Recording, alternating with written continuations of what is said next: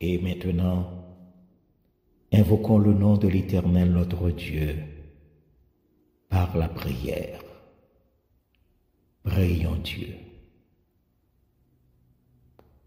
Ô toi le Père des miséricordes et de toute bonté, nous te rendons grâce.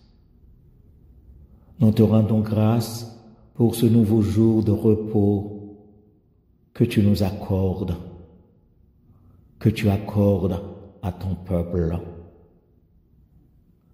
Tu nous invites, ô bon Père, à célébrer ton œuvre de création,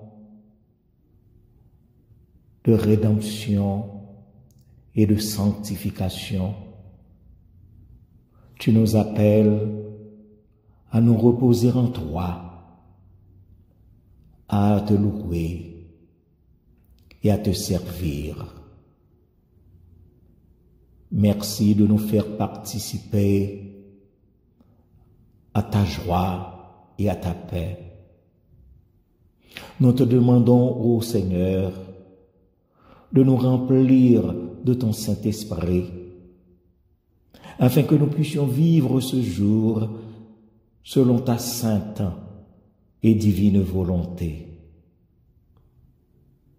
Aide-nous à être attentifs à ta parole, à ta présence et à ton action dans nos vies. Aide-nous à être solidaires avec nos frères et nos sœurs dans la foi et aussi à témoigner de ton amour et de ta fidélité à notre égard. Seigneur, tu es le maître du temps et de l'éternité.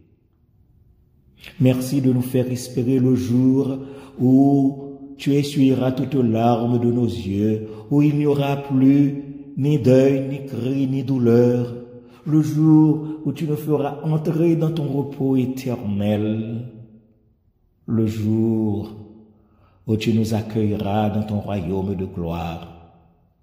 Oui, le jour où nous pourrons contempler face à face ton Fils bien-aimé, notre Sauveur, et chanter à jamais ton nom béni et saint. Agrée en ce jour le culte que nous sommes venus t'offrir par Jésus-Christ notre Seigneur, à qui reviennent, comme à toi et au Saint-Esprit, la gloire et l'honneur, à présent et au siècle des siècles. Amen.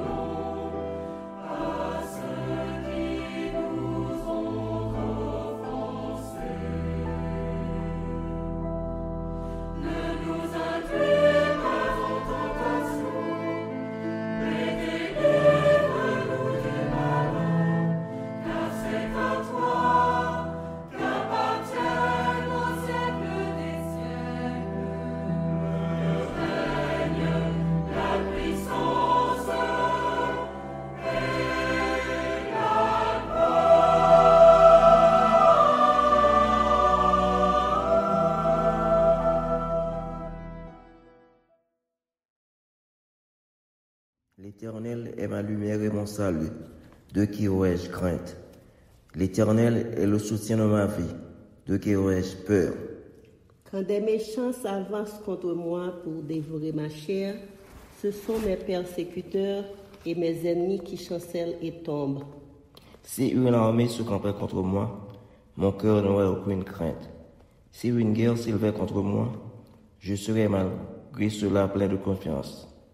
Je demande à l'Éternel une chose que je désire ardemment. Je voudrais habiter toute ma vie dans la maison de l'Éternel, pour contempler la magnificence de l'Éternel et pour admirer son temple. Car il me protégera dans son tabernacle au jour du malheur. Il me cachera sous l'abri de Satan. Il m'élèvera sur un rocher. Et déjà ma tête s'élève sur mes ennemis qui m'entourent. J'offrirai des sacrifices dans sa tente au son de la trompette. Je chanterai, je célébrerai l'Éternel. Éternel, écoute ma voix. Je t'invoque. Aie pitié de moi et exauce-moi. Mon cœur dit de ta part, cherchez ma face. Je cherche ta face, ô Éternel.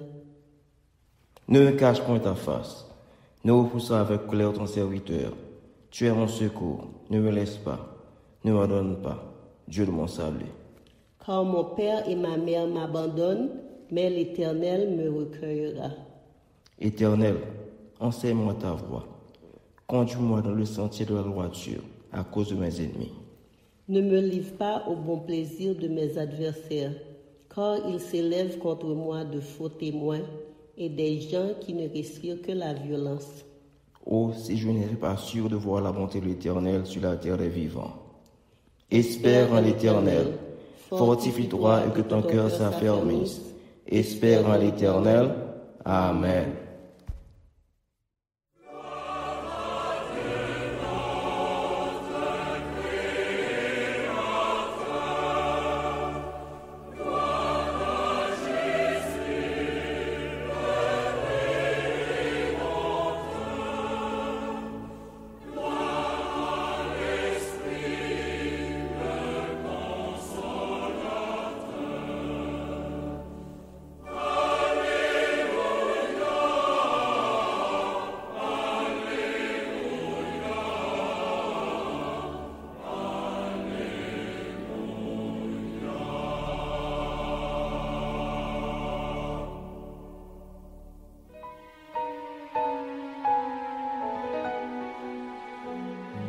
Pas tout seul, même dans chemin la vie, moi gagne aux amis cap marcher avec, moi pas tout seul, même les moins pas ouais personne, bon berger moi, traité côté tout temps. Comme ça les tempêtes la vie sous moi et toutes amis m'yo quitté m'a chanté sourire dans chemin je moi rive dans ciel là m'a voyagé dans plein coup dans vallée moi pas tout seul sauve-moi côté.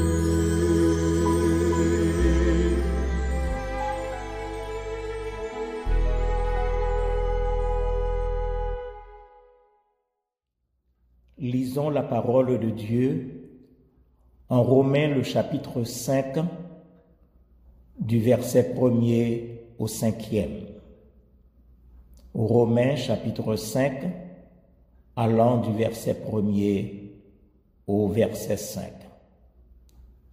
Étant donc justifiés par la foi, nous avons la paix avec Dieu par notre Seigneur Jésus-Christ, à qui nous devons d'avoir eu par la foi accès à cette grâce dans laquelle nous demeurons fermes et nous nous glorifions dans l'espérance de la gloire de Dieu.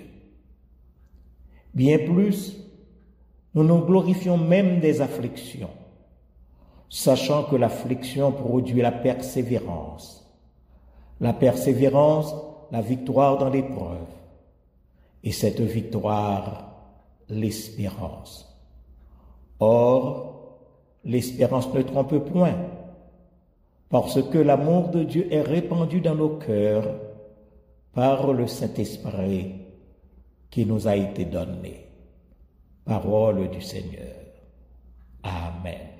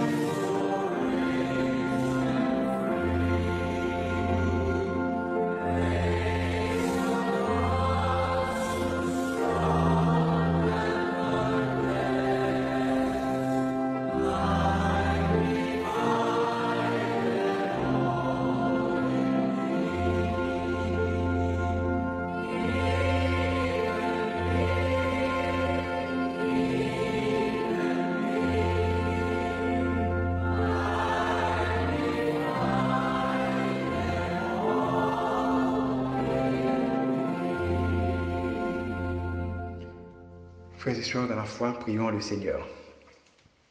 Ô Éternel, notre Dieu, il n'y a point de Dieu semblable à toi dans les cieux et sur la terre.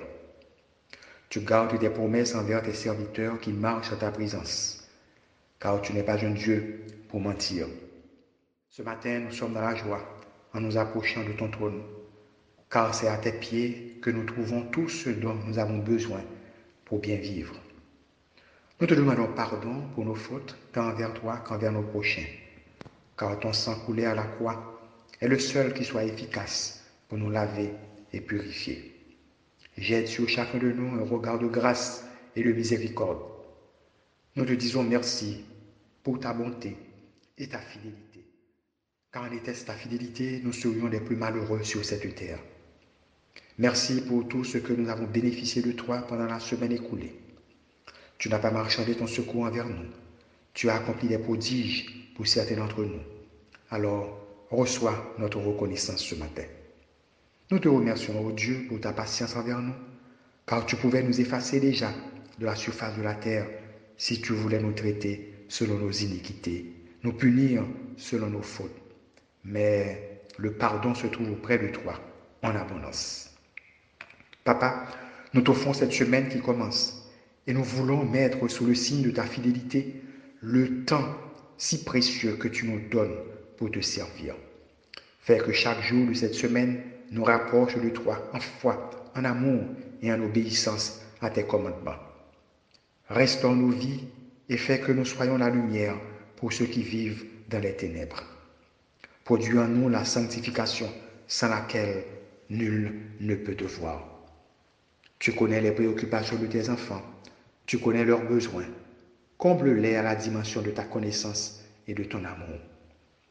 Éternel, il y a des prières qui attendent toujours des réponses de toi ce matin. Et cela nous porte à questionner ton silence.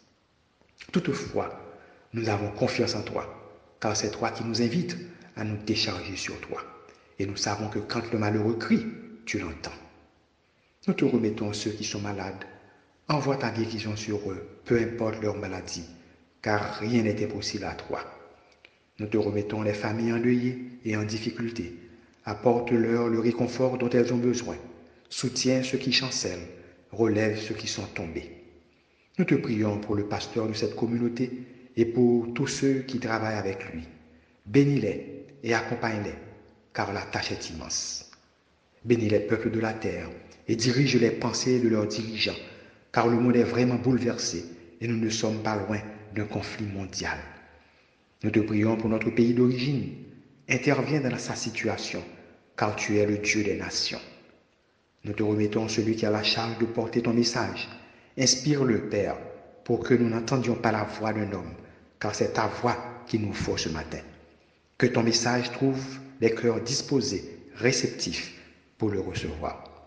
Agrée cette prière, ô Dieu, car nous l'avons faite au nom et par les mérites infinis de ton Fils Jésus-Christ, lui qui vit et qui règne, à présent et dans tous les siècles des siècles.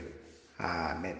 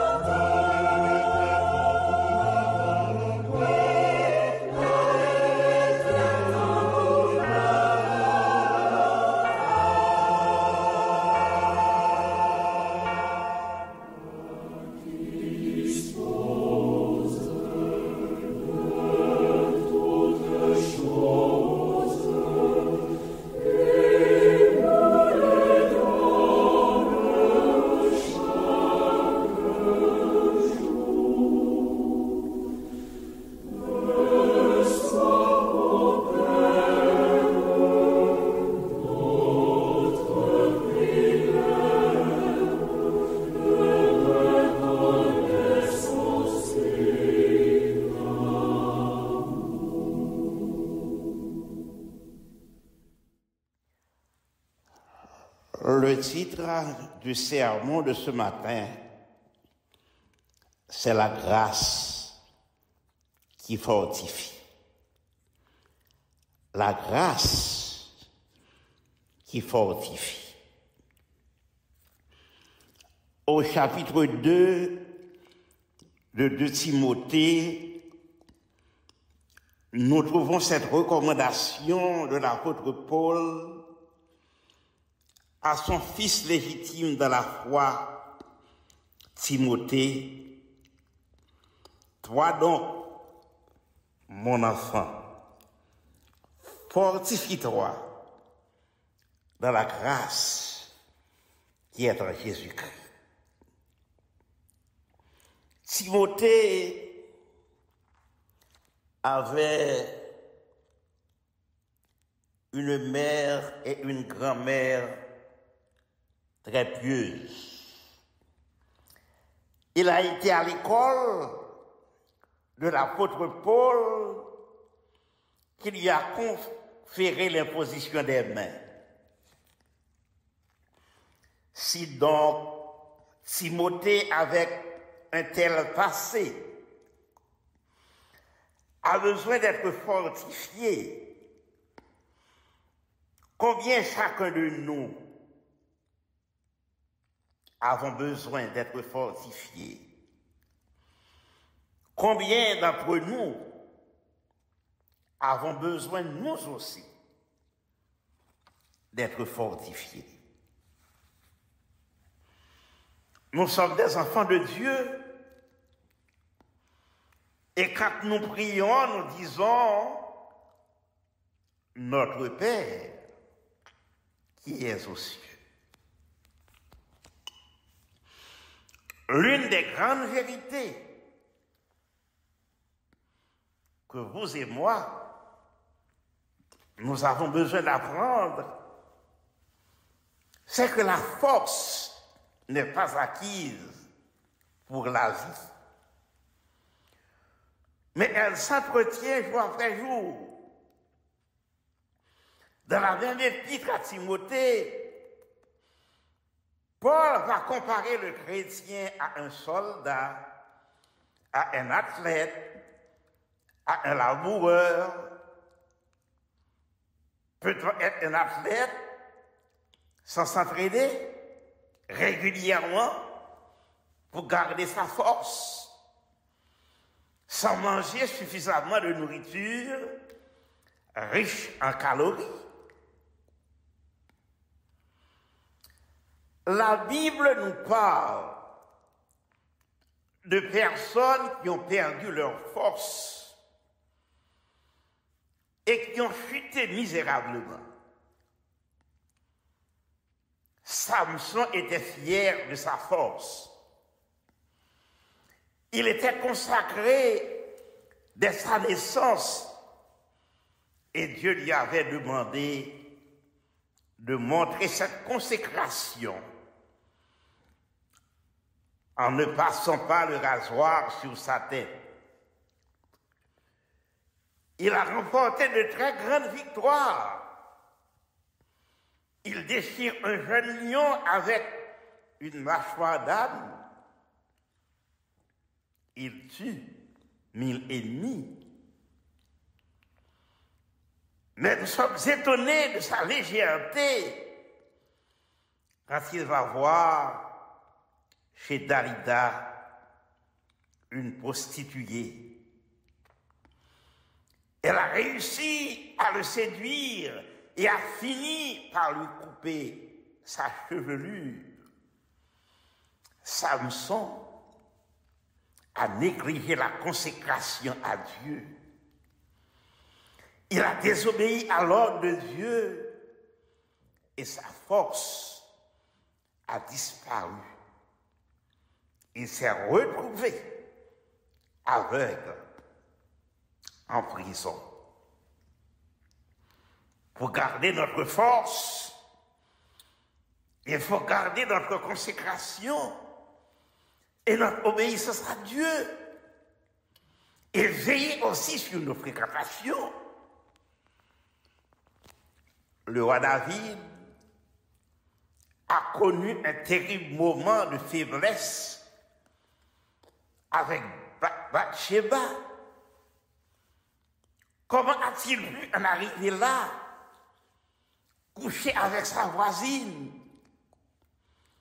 Il a envoyé ses troupes au combat. Et lui, il est resté dans sa maison. L'Écriture nous précise qu'il a fait une sieste prolongée. Et c'est après cette sieste, dans l'oisiveté, qu'il s'est mis à regarder ce qui se passait chez sa voisine. Et là, il a craqué. L'oisiveté est très dangereuse, ce qui nous fera perdre nos forces. C'est le non-engagement dans le bon combat spirituel. Pour avoir refusé de servir Dieu, certains ont chuté gravement. L'Écriture nous met souvent en garde contre l'oisiveté. Mais comment Dieu a redonné des forces à Élie? Élie le prophète a eu un moment de profond découragement. Il a fait descendre le feu du ciel devant des centaines de faux prophètes. Il n'a pas eu peur d'affronter seul des centaines d'ennemis. Et voici que devant les menaces de la reine Isabelle, il est pris de panique et s'enfuit seul dans le désert. Profondément découragé, il se couche sous un genêt et il demande la mort. Et voici comment Dieu va renouveler ses forces. Dieu le voit et lui envoie un ange, non pour lui faire la morale ou des discours, mais pour le nourrir. La seule chose que lui a ordonné l'ange, lève-toi, mange.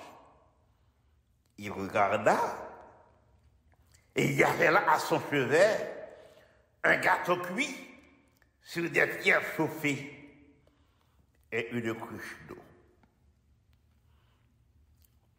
Dans 1 Roi au chapitre 19 au verset 6, c'est ce que nous lisons. Élie se régala avec ce gâteau et il se recoucha. Non, Élie n'avait pas envie de bouger. Il était trop fatigué. Mais l'ange revint à la charge et lui demanda de manger encore ce gâteau venu du ciel. Dieu sait ce qu'il nous faut et il sait combien de nourriture divine nous avons besoin. Dieu veut nous rendre forts et lui seul sait comment le faire. Quand Élie se fut bien rassasié, les forces extraordinaires envahirent son corps, son esprit. Et avec la force que lui donna cette nourriture, il marcha 40 jours et 40 nuits jusqu'à la montagne de Dieu à Horeb, d'après 1 Roi, au chapitre 19, au verset 8. Quelle transformation! Un homme découragé qui a envie de mourir et après s'être nourri de la nourriture d'en haut, il réalise un exploit.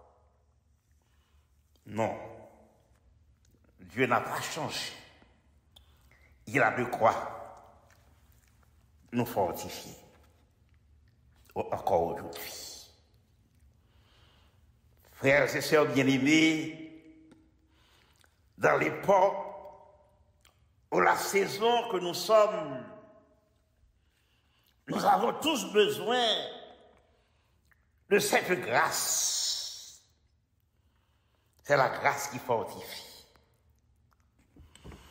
Bien-aimés, il y a des moments où nos forces humaines restent humaines. Y a-t-il une force naturelle? Y a-t-il une capacité divine qui vient d'en haut pour nous fortifier quand nous sommes dans la vallée? Y a-t-il une grâce divine qui nous fortifie quand nous sommes découragés? Y a-t-il une grâce divine qui nous fortifie quand nous sommes fatigués, désespérés? La réponse est oui.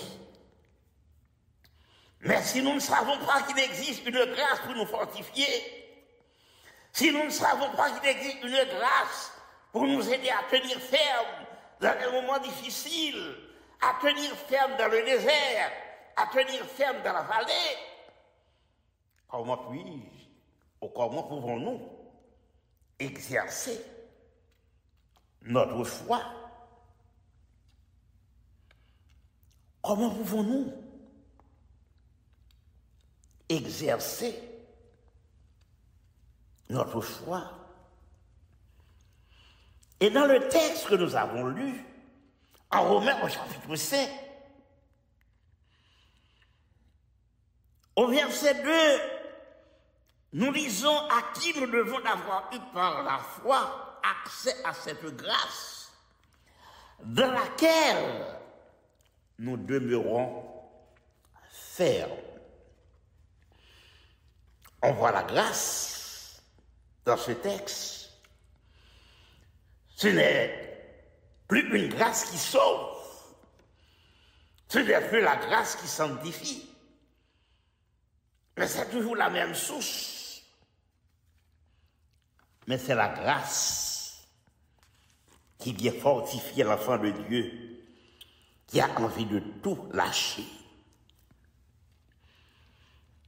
Au verset 1er et 2, nous lisons, étant donc justifiés par la foi, nous avons la paix avec Dieu par notre Seigneur Jésus-Christ, à qui nous devons d'avoir eu par la foi accès à cette grâce dans laquelle nous demeurons fermes et nous nous glorifions dans l'espérance de la gloire de Dieu.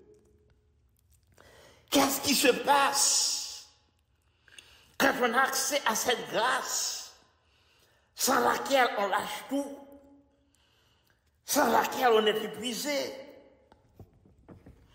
Parce que nous avons entendu une nouvelle, une autre nouvelle, une troisième nouvelle.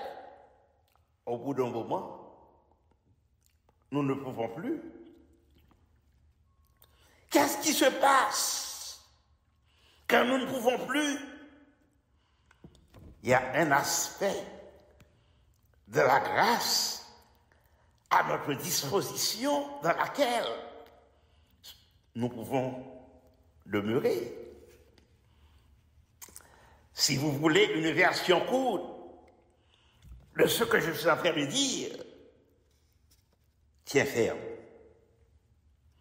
L'aspect de la grâce dont nous avons le plus besoin aujourd'hui, c'est la grâce qui fortifie. Attention, la grâce qui fortifie n'est pas seulement là quand on est dans de mauvais moments, elle est aussi là quand on est dans de bons moments.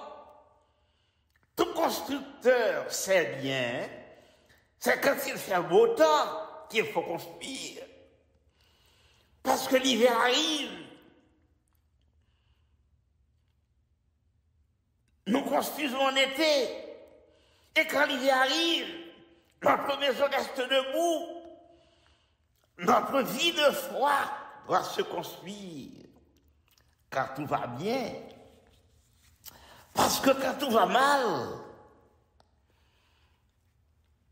notre maison reste debout. Parce que nous avons appris à nous fortifier quand tout va bien. N'oubliez pas, bien-aimés, même si les choses vont bien, tout peut s'écrouler et c'est la catastrophe. Pourquoi n'avons-nous pas construit notre vie spirituelle quand il faisait beau dans notre vie? La vie de foi se construit après jour, qu'il fasse beau, qu'il fasse mauvais. Nous construisons notre foi. Quand tout va bien, parfait, nous construisons. Quand tout va mal, nous ne nous laissons pas perturber parce que nous sommes sûrs que nous construisons sur le rocher de notre salut. La grâce qui fortifie. Dans Acte 4, verset 33, nous lisons les apôtres rendaient avec beaucoup de force témoignage de la résurrection du Seigneur Jésus et une grande grâce reposait sur eux. La grâce qui fortifie, on pourrait l'appeler la grâce qui nous aide à tenir ferme. Dans 1 Pierre chapitre 5, verset 10, nous lisons le Dieu de toute grâce.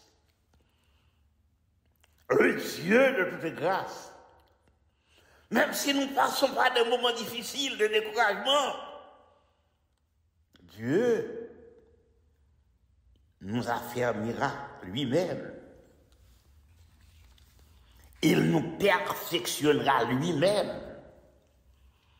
Nous pouvons dire ce matin, nous sommes ébranlés de toutes parts. Paul, quand il était en prison en Macédoine, était ébranlé de toutes parts. De l'extérieur, c'est la catastrophe. De l'intérieur, il y avait des craintes dans tous les domaines. Avons-nous déjà été pressés à l'intérieur et être pressés à l'extérieur?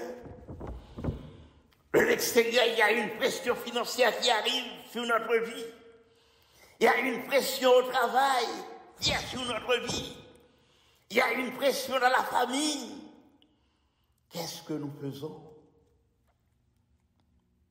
Nous nous tournons vers celui qui s'appelle le Dieu de toute grâce, qui seul comprend notre souffrance de moment. Mais lui-même, il va nous affermir lui-même. Il va nous rendre inébranlables. Si je parle de perfectionnement, ce matin, je parle d'affermissement, ce matin, et je déclare, même si nous vivons des moments difficiles, le Dieu de toute grâce peut nous affermir. Si nous sommes tombés, levons-nous. Si nous sommes fatigués, levons-nous. Si nous sommes découragés, nous devons reprendre courage. Nous savons que certains, nous nous sommes ébranlés à ce moment. Il y a des choses qu'on n'avait pas vu venir et qui nous bousculent.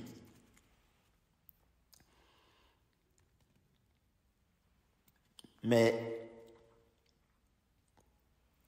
qui nous a dit que nous devons traverser cette épreuve toute seule?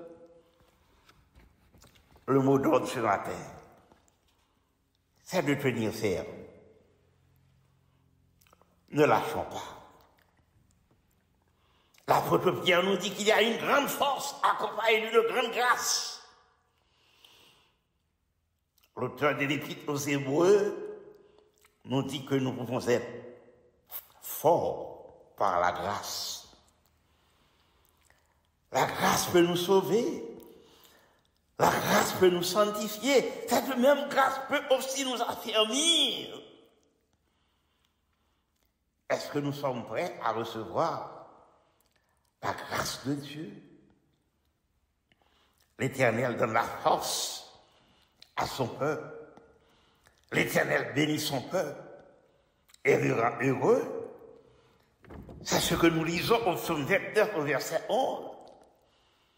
La source de notre force, c'est notre foi.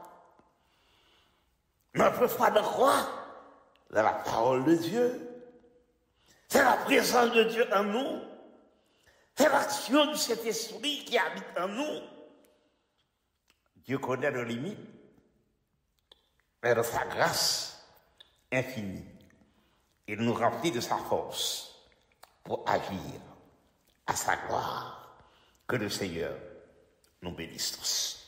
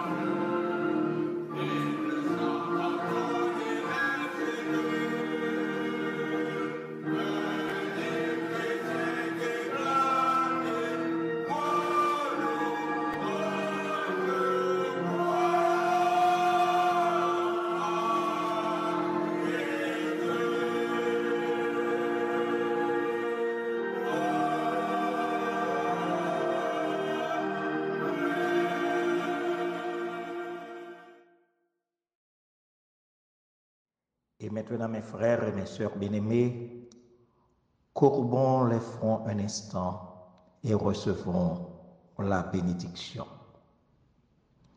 Que le Dieu de paix qui a ramené d'entre les morts le grand pasteur des brebis, par le sang d'une alliance éternelle, notre Seigneur Jésus, nous rende capables de toute bonne œuvre pour l'accomplissement de sa volonté, qu'il fasse en nous ce qui lui est agréable, par Jésus-Christ auquel soit la gloire, maintenant et au siècle des siècles.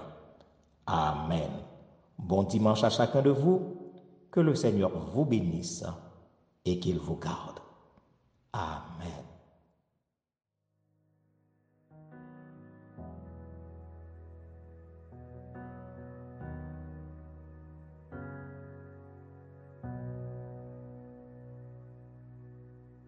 Dieu te bénit et te garde. Il rayonne sur toi, il t'accorde sa grâce. Ton Dieu seul tourne vers toi, Te donne la paix.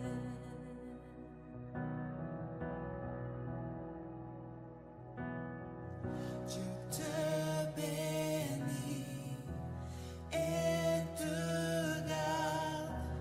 Il rayonne sur toi, il t'accorde sa grâce. Ton Dieu se tourne vers toi, Te donne paix.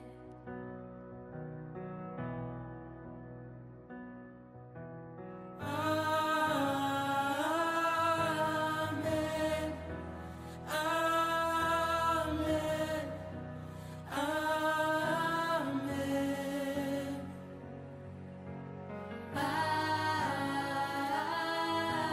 Amen. Amen. Amen.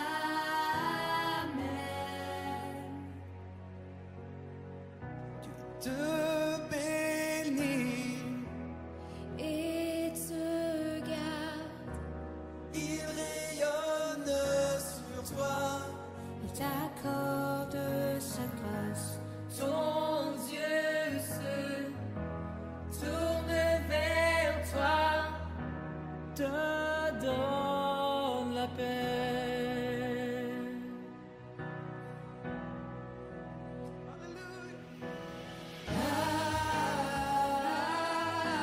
Amen. Amen.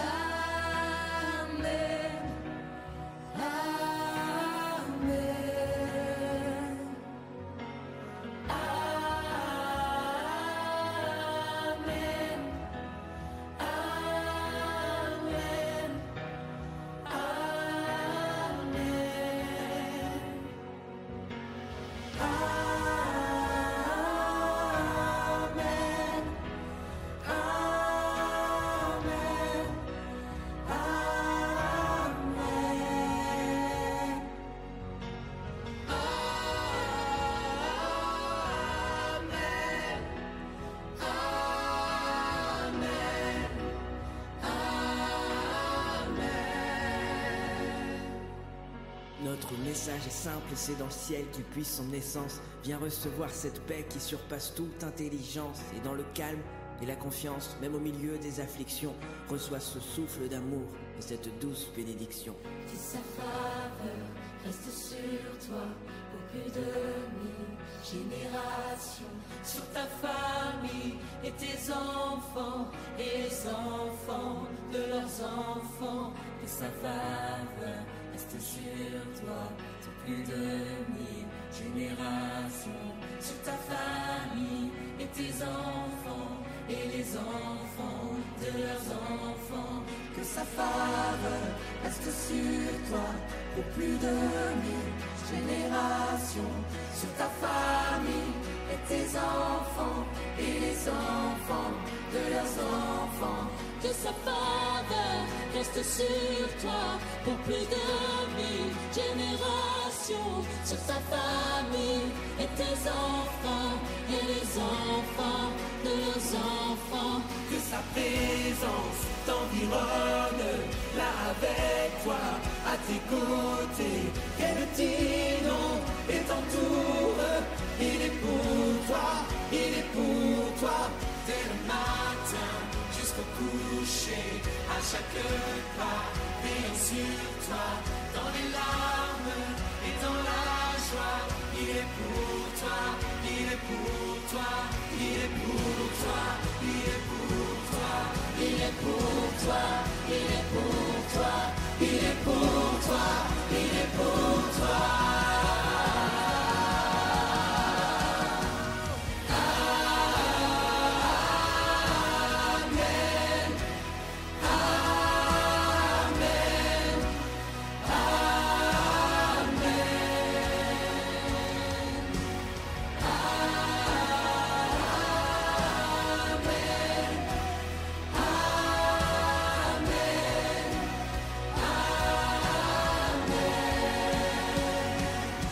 que sa faveur reste sur toi pour une demi-génération, sur ta famille et tes enfants et les enfants de leurs enfants.